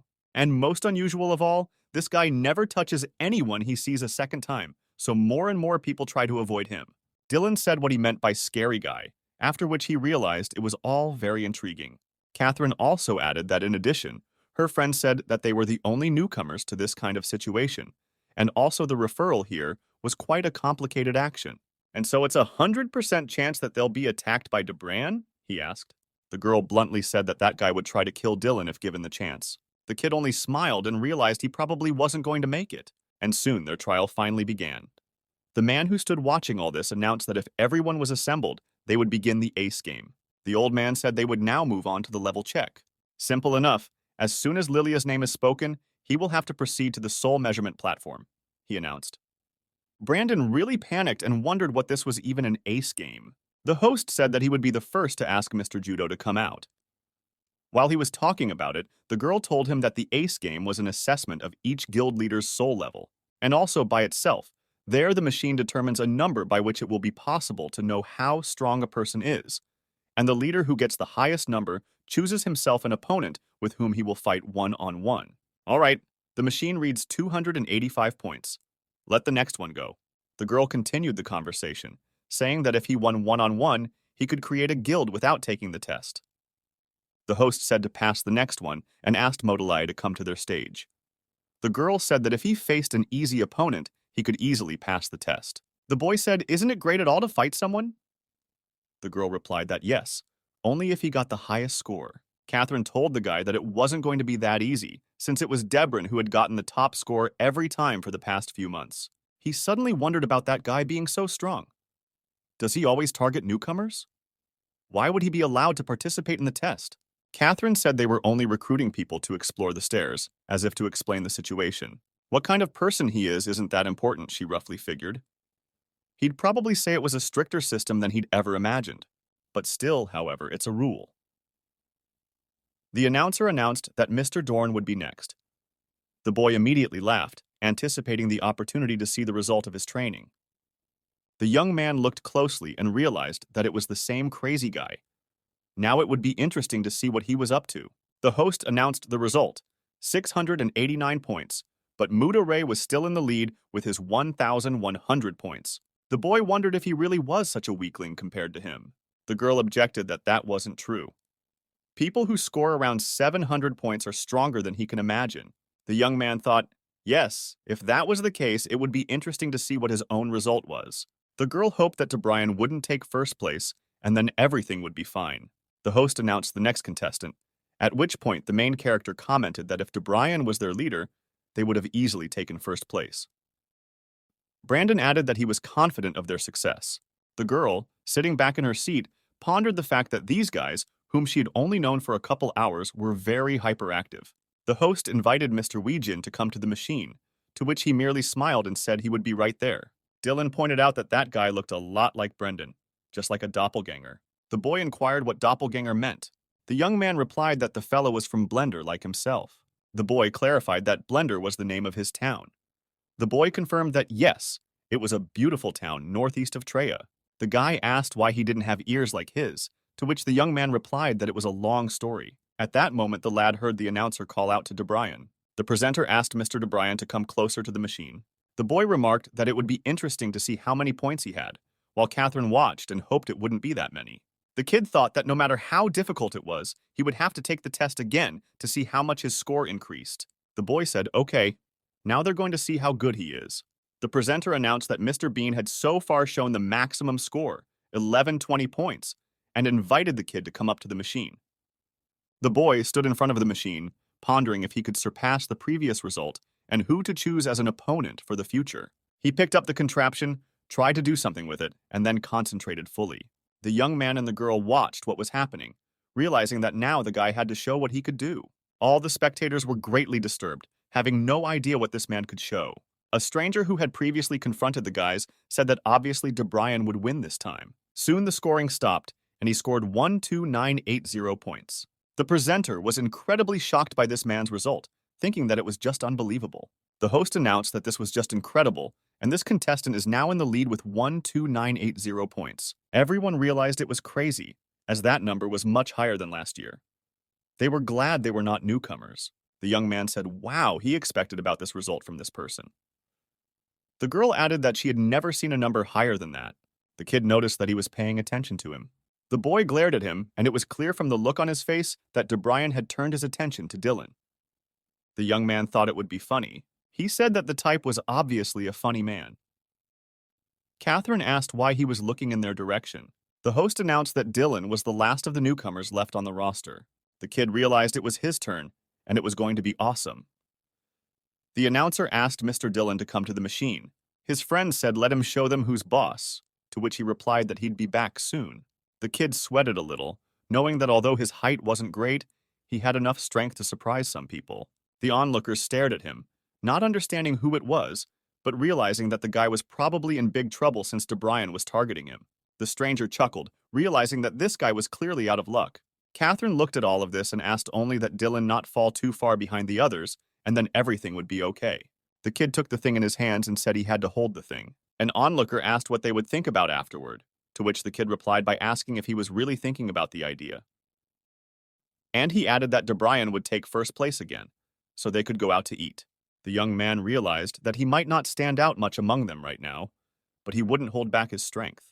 All the numbers began to rapidly rise upward, and it seemed that the power was already over 500 points. Brandon was very surprised and anxious, not realizing what the final outcome of their chapter would be. The girl was a little worried, not fully knowing how capable and strong the guy was, but she was sure he wasn't one of the weaker ones. And Catherine was very alarmed, realizing that they were likely to be attacked by the same kid. The presenter was silent for a while, surprised by what was happening. After all, who would have thought this kid could even score that many points at all? Everyone was shocked, not realizing that such numbers were possible. The host announced that Dylan was in the lead from that point on. He just scored 15600 points. The rest of the guys were shocked at what those numbers even were. Brandon was incredibly stunned to realize how cool Dylan was. The girl breathed a sigh of relief, realizing she had worried for nothing. At the same time, Catherine was very surprised, not realizing just how strong this kid was. DeBryan himself looked at all this and realized that apparently someone better than himself had appeared. The boy looked at all of them and said, wow, it turns out he got the highest score, that's the fun of it. The host announced that Mr. Dylan could now choose his own opponent for the one-on-one battle. The young man asked if he had to do it right now. Catherine advised him to pick the one with the lowest score until he faced the DeBryan. Brandon said that's probably not possible. The girl assumed he wouldn't do that anyway. The kid only smiled and pointed at his would-be adversary. All the onlookers were discouraged, not believing that the kid would choose him. Catherine was shocked by this boy's self-confidence. The girl assumed that at any rate this idiot would be able to pick someone out. The young man announced that he was choosing DeBrian. He told him to have them fight against each other. The host was shocked at what this kid was about to do, thinking that he was really crazy for thinking this was the right choice. The girl couldn't believe what the guy had just stated. All everyone was talking about was the fact that this kid just picked DeBrian. He really did it. It's just unbelievable. The boy himself stood still, wondering how he even came up with such an idea. He didn't know, but it would be fun. Meanwhile, the kid sat there looking at the situation, not understanding why the newcomer had chosen him. But since that kid dared to do something like that, he'll go out there and show how strong he is. The other people looked on, not realizing what was going on. Would they really see them fighting now? They just couldn't imagine that a rookie with a score higher than DeBrian's, and who no one here had ever seen before, really wanted to fight him. He didn't take the top spot, and besides, this newcomer had never been seen here before. Surprisingly, he would actually fight him in a calm manner.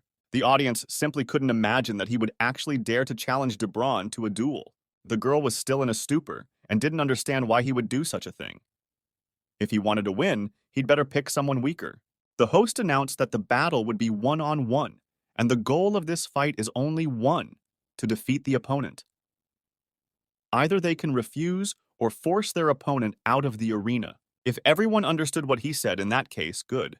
And now, the ace game is starting, so opponents can start fighting among themselves, announced the host. The spectators could not have imagined that the very fight they could not have expected was about to happen. The girl looked at it all with bewilderment. In fact, the boy could have chosen someone weaker, but she was very excited about the outcome of this fight. Debrin suggested to the kid that he hit him first. Catherine thought about what he was doing, and it was business as usual. That's DeBron's style. Give and take. The kid said the first one to fall would lose. Isn't it good for him to give him a chance to hit him first? He asked. She was well aware that he was the one who had scored more points, and it would be better if he used Debrin's style. But Dylan thought it was worth refusing, saying he didn't want to hit first. She wondered if that was true. The boy said he'd rather hit him first. He would give him another chance to prove himself, as he thought he would not lose so easily. The girl yelled at him, calling him an idiot. Meanwhile, Brandon, sitting next to her, thought that Catherine had finally realized what an idiot Dylan was. The young man realized that okay, in that case he understood. The kid suggested deciding who would hit first by playing rock, paper, scissors. Debrin agreed, saying that was all he had been thinking about. After they played, the kid realized he had lost. Oh shit, he thought. The young man said that since he had lost, let DeBron beat him.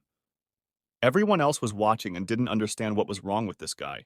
The boy gathered all his strength into a fist and told himself that appearances can be deceiving. So he would start right now and not give in to force. He decided to prepare himself well and put on sturdy gloves. The girl at this moment was thinking about the fact that the fight was about to start, and all the newcomers before it just were losing after the first strike against him. The kid swung harder, thinking about how he wanted to hurt this guy really badly, thus giving him respect for beating him the first time on points. Still, he realized that in honor of respect, he needed to hit with all his might. The young man covered himself with his hands as much as he could and prepared to strike. The kid hit him with all his might, but he only stepped back a little. They were all just shocked at what they could see right in front of their eyes. Tennis was also a bit surprised by what was going on in the arena, but decided to praise Dylan for holding up pretty well. All the spectators sat in their seats and were greatly surprised by what they saw. The kid was very surprised and said, "Okay, that's it." Some guy looked at him and thought he was strong enough to withstand such a blow. The young man said it was now his turn to strike back. All the spectators were dumbfounded by what they saw, as the most legendary man in this arena couldn't punch some kid. They couldn't believe it. After all, how is it possible that Debrin attacked him, but he's still standing on his feet? What is wrong with this kid? Everyone thought. The stranger watching all this didn't realize what had just happened.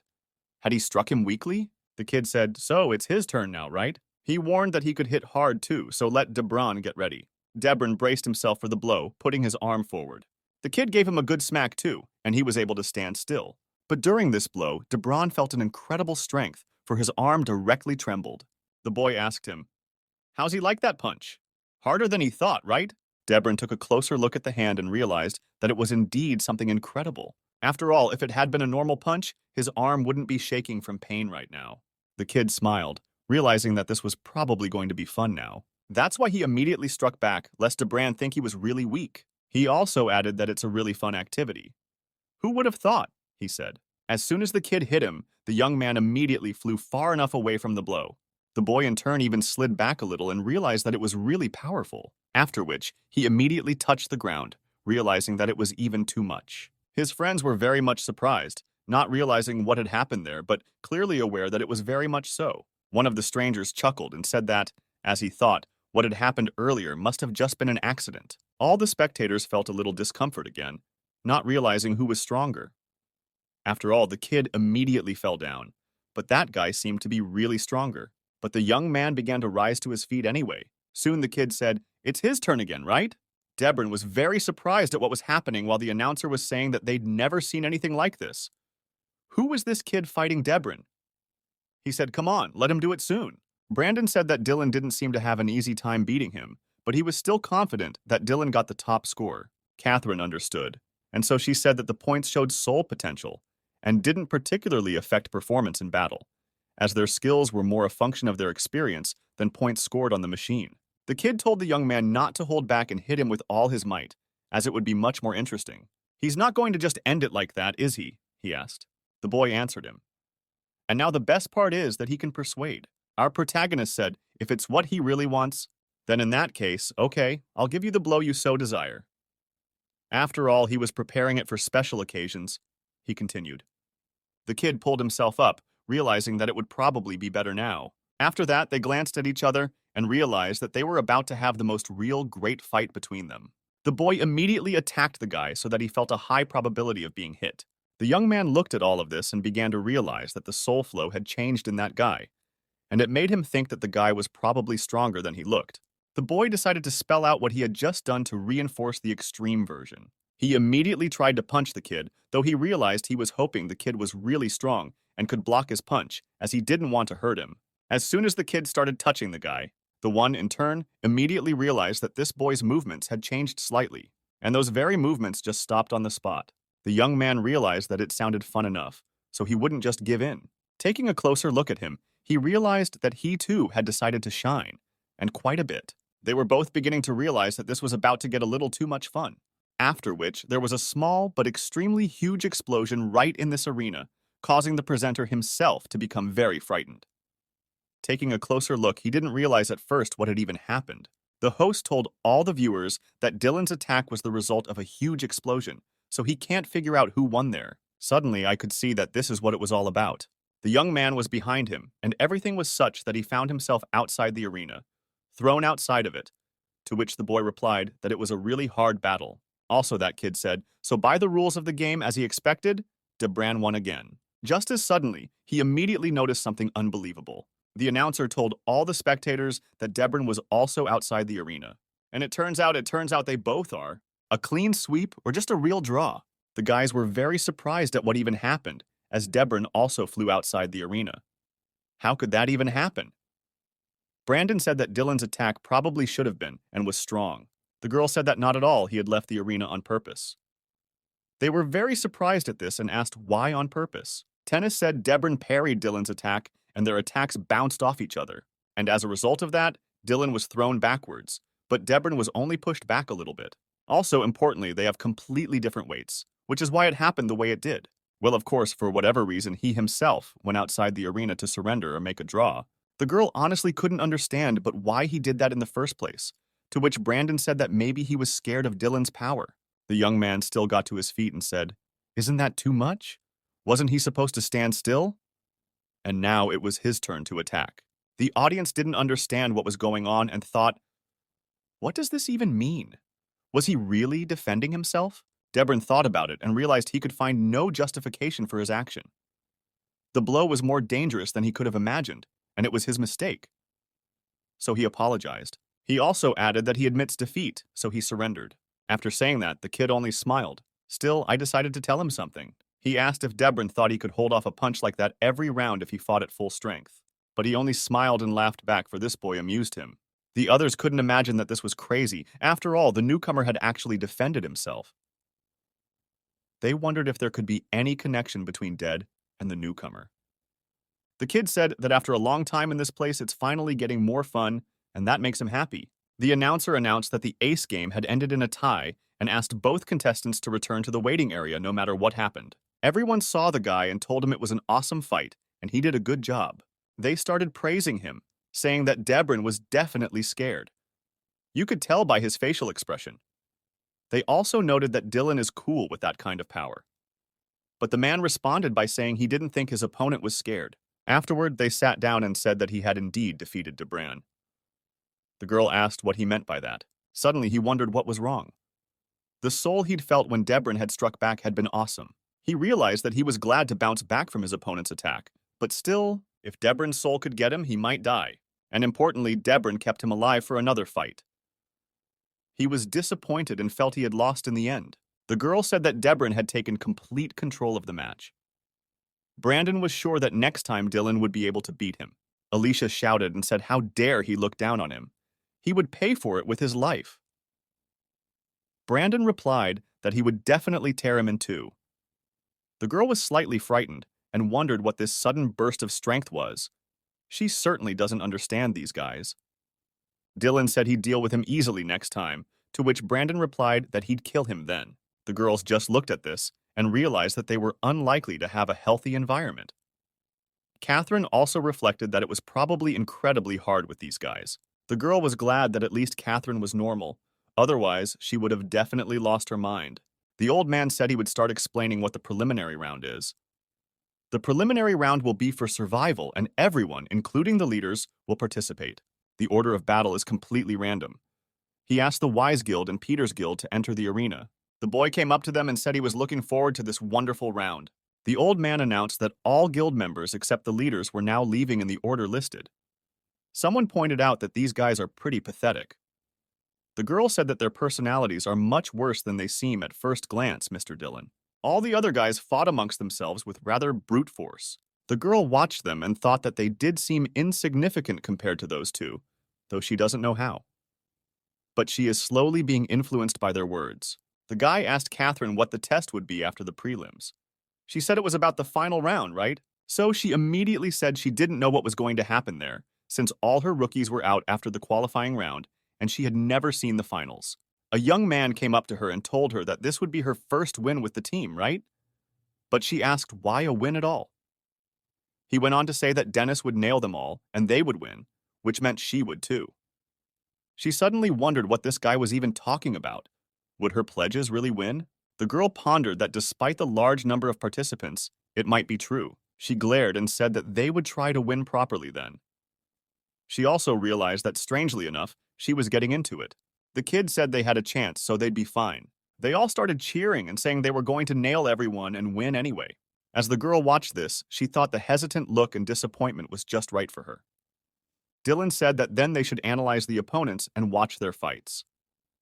The girl replied that it would take some time, but let them concentrate on that. But suddenly a whole 4 hours had passed. At one point, the announcer announced that Dylan's guild was next. He woke up and said that they were the ones going next, right? Well, then he's ready. The old man said that the opponent of Dylan's guild would be the Vijin Guild. Shorty said he thought he was going to die of boredom. Well, in that case, they'd better get going. One of these people looked around and realized this was going to be fun.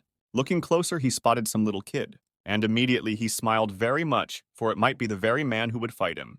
Dylan took a closer look and wondered what in the world had happened to these guys. They had so many people. This whole team kept going downhill, and that guy was clearly up to something. The boy took a closer look and noted to himself that it was strange, but he had some familiar feeling. They were going downstairs, and the announcer said that Dylan's guild would be on the left, and Wedgen's guild would be on the right. The kid looked at the little guy and thought he looked weird enough, after which he turned to Brandon. He told him he wanted him to fuck him, right? And went on to say to watch yourself and then he'll see who's who. The boy took a closer look at him and asked him who he was and how he knew him, and he swore like a cobbler. Brandon considered whether to answer and said that in his town, the man had bullied him and his sister. The guy was surprised that he was mocking him and suddenly thought, wait, he had a sister? The host said that the guild members can agree on who will participate. It's a death match that lasts until only one remains. One of the strangers' clan said he would go warm up for a start. Dylan asked who would go first, since Dennis would wipe everyone out if he got out, right? The girl wondered if that was what he thought of her. The kid stood still and really wondered if this was his chance. He discovered that his opponent was the very person who had bullied him and his sister at school. That creep had consistently gone unpunished by the scoundrel, which was why Brandon hated him the most right now. But instead of having trouble deciding who would go, Brandon suddenly blurted out that he would go if he could. The boy was very much surprised, but the man said again that he would go.